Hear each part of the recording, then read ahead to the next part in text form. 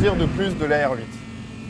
Ça a été souvent une sportive raillée, moquée, pour avoir été la cousine pauvre d'une Lamborghini, de la Gallardo d'abord, et puis de la Huracan. Pour avoir été une sportive, en fait, pas assez exclusive, pas assez sauvage, née d'une marque de sportive sous-vireuse, d'après mes amis BMistes.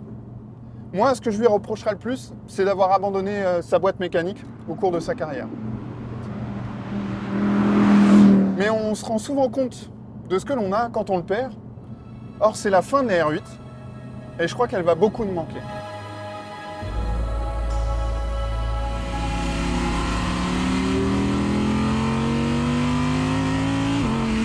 C'est vrai que les puristes ont souvent voulu sa peau.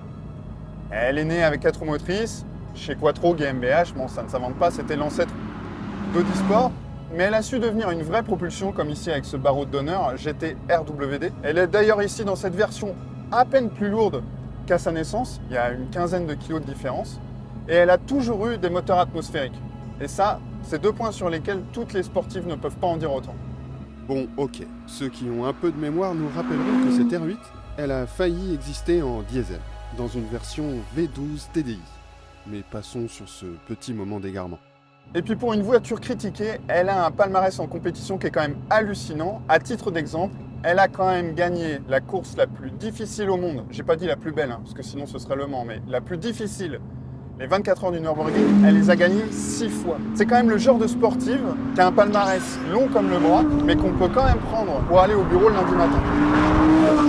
Ça me rappelle une autre sportive, vous savez, très célèbre, avec des phares ronds et dont les journalistes un peu pénibles comme moi vous rabâchent les oreilles à longueur de temps. Mais si vous savez, je l'ai sur le bout de la langue.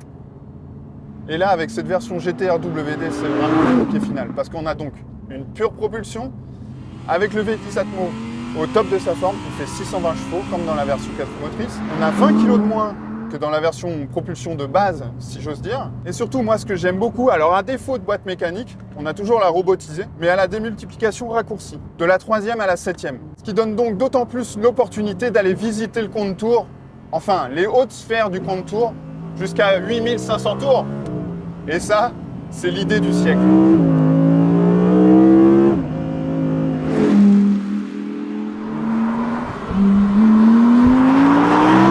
Non seulement ça profite aux accélérations, mais évidemment, c'est surtout bénéfique aux sensations. Et si tout ça, c'était pas suffisant aux yeux des ayatollahs de la sportive, cette voiture accède en option à des combinés réglables manuellement, comme sur une vraie voiture de course. On peut ajuster la compression et la détente. Mais on a aussi, au volant ici, une petite molette qui permet maintenant de régler l'anti-patinage. Donc, il peut être plus ou moins permissif. Donc, ça permet éventuellement d'aller explorer le frisson de la propulsion sans forcément se mettre sur le toit ou dans un arbre. Et ça, c'est vraiment bien. Au-delà de son aspect ludique, cette finesse de réglage de l'électronique permet surtout d'explorer sans entrave le supplément de rigueur apporté par les fameux combinés ressort-amortisseur, tout en conservant un filet de sécurité rassurant. Or, jamais une R8 de route ne s'est montrée aussi précise que celle-ci, au point de franchement rappeler sa glorieuse sœur de course. Malheureusement, cette GT RWD, elle signe la fin de la carrière de la R8. Enfin, la R8 telle qu'on l'a connue nous, les mecs un peu vieux ou plus très jeunes. Et on est donc tenté de croire que c'est la fin aussi de la sportive authentique, la sportive sensationnelle. Et donc qu'elle appartiendrait comme mes cheveux, quoi, définitivement au passé. Et je dois dire que c'est un peu démoralisant.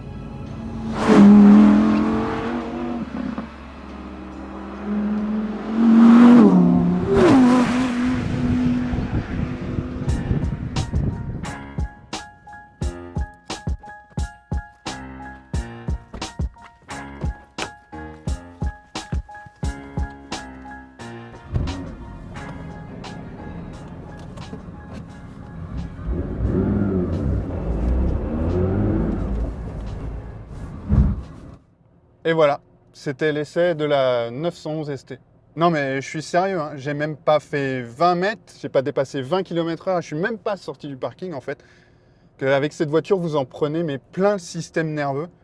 Pour commencer, il y a la commande de boîte avec ses débattements raccourcis là. C'est peut-être pas la meilleure au monde parce que pour moi, il y a la Civic Type R qui est un peu encore au-dessus du lot, mais sinon, sa combinaison avec la commande d'embrayage là, c'est juste un pur bonheur, c'est déjà tout un programme.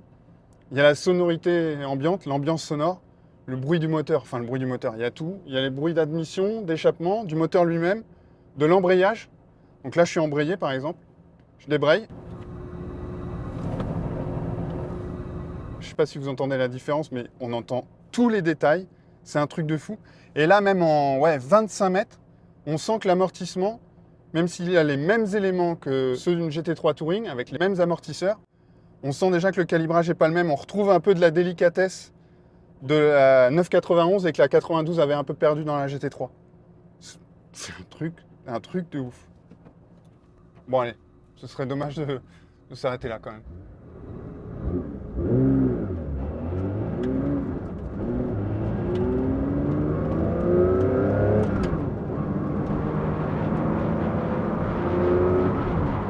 En fait, ce qui frappe, mais en quelques mètres au volant de la ST, c'est l'instantanéité, sa spontanéité. Je suis désolé pour les rimes en « et », mais c'est vraiment ça en fait.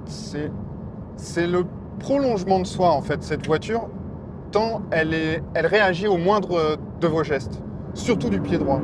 Parce qu'on a donc le moteur de la GT3 RS, le fameux 4 litres, ici de 525 chevaux, avec une distribution spécifique un peu plus agressive que dans la GT3 normale. Il a toujours ses 6 papillons individuels. Donc les 6 papillons, ça permet d'amener la pression atmosphérique au plus près des cylindres, donc de rendre le moteur le plus réactif possible. Et puis surtout, au-delà de ça, la voiture est allégée. Elle fait un peu moins de 1400 kg sans personne à bord. Mais surtout, l'allègement, il a été concentré, on va dire, entre le vilebrequin et les pneus. À commencer par embrayage et volant moteur. S'ils font autant de bruit, c'est parce qu'ils ont été allégés. Ils font à peu près la moitié du poids qu'ils font sur le moteur de la GT3 Touring. Les jantes sont aussi allégées. Il y a les freins carbone céramique, donc forcément, ça fait encore moins d'inertie. En tout cas, j'ai jamais conduit une voiture avec aussi peu d'inertie mécanique. Je vais essayer de vous faire juste écouter la réactivité du moteur, mais voilà, je suis en 3. Et je suis même pas à mi-course de l'accélérateur. Je pense que je dois être un tiers à peu près. C'est l'électrique, mais avec les sensations mécaniques en plus. Ou je dirais autrement, la ST, c'est rouler en ancienne, mais les performances en plus, la sécurité en plus, et les pannes en moins. Petit détail qui a son importance, ils ont raccourci le rapport final de la transmission de 8% à peu près par rapport à la GT3 Touring. Alors, c'est pas le jour et la nuit, mais ça permet quand même de tirer les 9000 tours à peu près 3 fois avant de finir définitivement en prison. 2, 3. Voilà.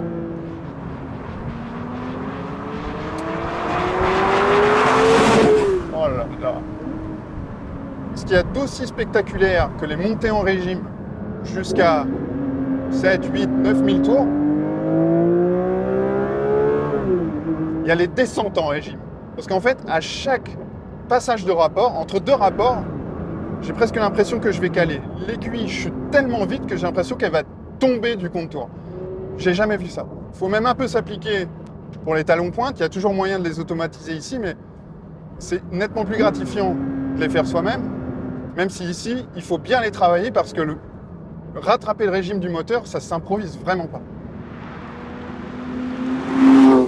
Dans ce côté instinctif, il y a le fait qu'il n'y ait pas de mode de conduite sur le volant. J'ai quoi? J'ai le volume de la radio, l'ordinateur de bord et basta. Il n'y a même pas la petite molette en bas à droite.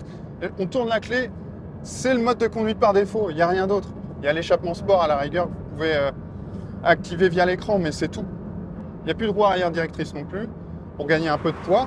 Du fait qu'il n'y ait plus d'essieu arrière directeur, ils ont un peu calmé l'avant. Donc la voiture reste suffisamment stable, mais je trouve qu'elle y gagne en naturel.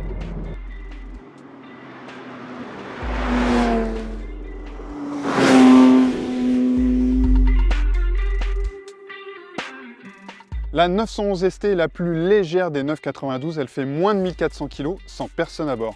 Et je vous donne quelques petits tips pour la distinguer d'une GT3 Touring. On trouve notamment ses ailes en carbone échancrées ici, avec dans la continuité cette porte nervurée de GT3 RS. On reconnaît ici cette bonne vieille poignée facile à attraper. Mais à mes yeux, le détail qui tue, il est ici. C'est ce petit gurney là, sur l'aileron arrière. Cette petite lame là génère suffisamment d'appui aérodynamique pour que Porsche ait pu retarder le déploiement de l'aileron de 80 à 120 km/h, contrairement au restant de la gamme. Donc non seulement la ST est la plus pure des 911 mécaniquement, mais elle l'est aussi esthétiquement, ou en tout cas jusqu'à des vitesses plus élevées.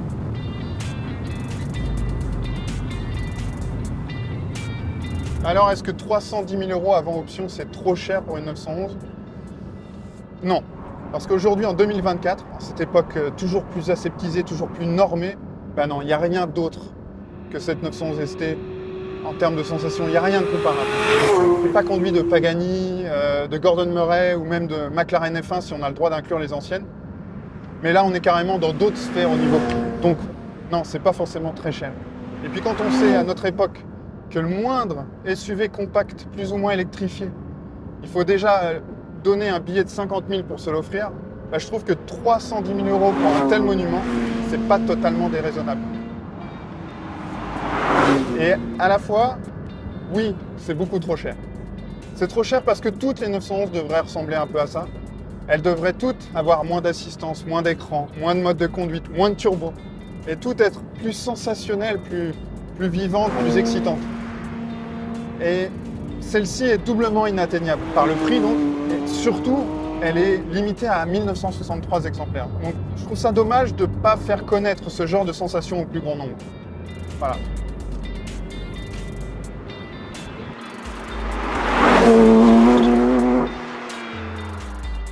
Dans un monde de mauvaises nouvelles, il y a finalement toujours une bonne nouvelle. Alors si certaines marques jettent l'éponge comme Audi pour des raisons politiques ou économiques, il y en a d'autres comme Porsche qui s'obstinent à développer des produits à contre-courant de notre époque. Et ça nous fait énormément plaisir.